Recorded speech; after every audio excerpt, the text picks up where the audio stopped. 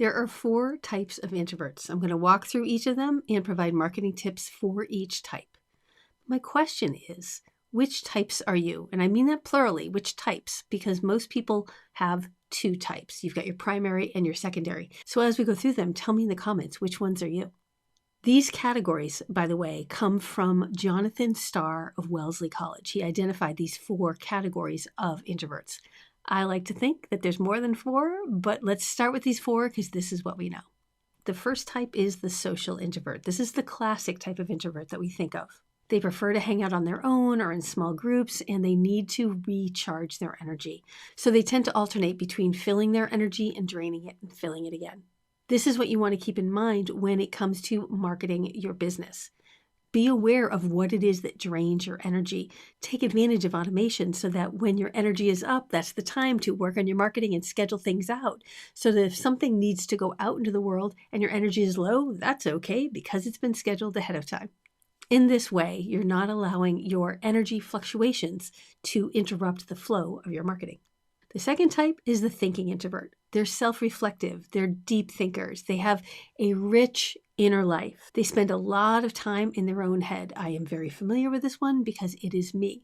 I can be walking down the street thinking about something and I'm deep in my head and somebody says something to me and I'm like, what? Because I'm so deep into my head that I just don't even hear them. It's not unusual for a thinking introvert to not be scored as an introvert because we have no problem being interactive. We have no problem being with other people. We just have a lot going on in our heads and that can make us very quiet. That deep thinking is a lot of it.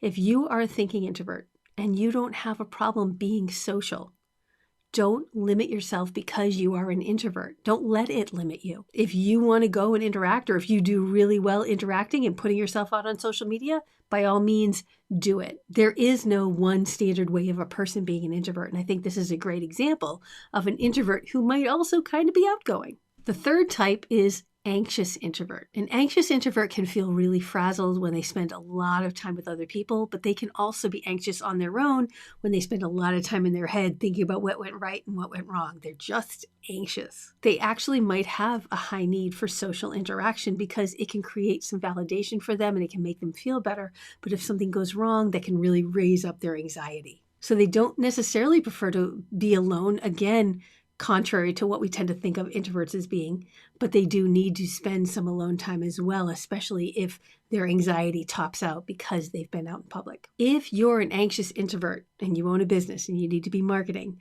get clear on what it is that makes you anxious.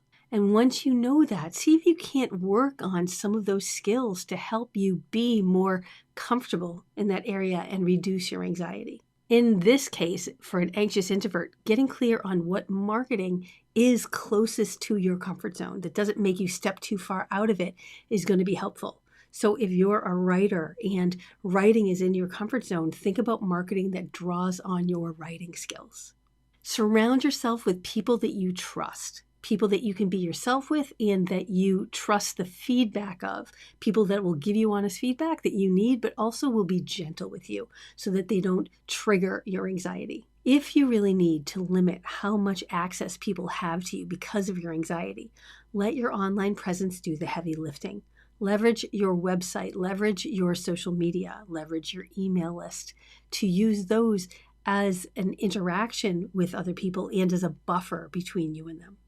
And the fourth type is the restrained introvert. A restrained introvert can take a while to get going. They might have trouble getting up in the morning. They can do social interaction, but they might need to hang out at the edges at first and kind of get a read on what's going on in the room and then gradually step in from there.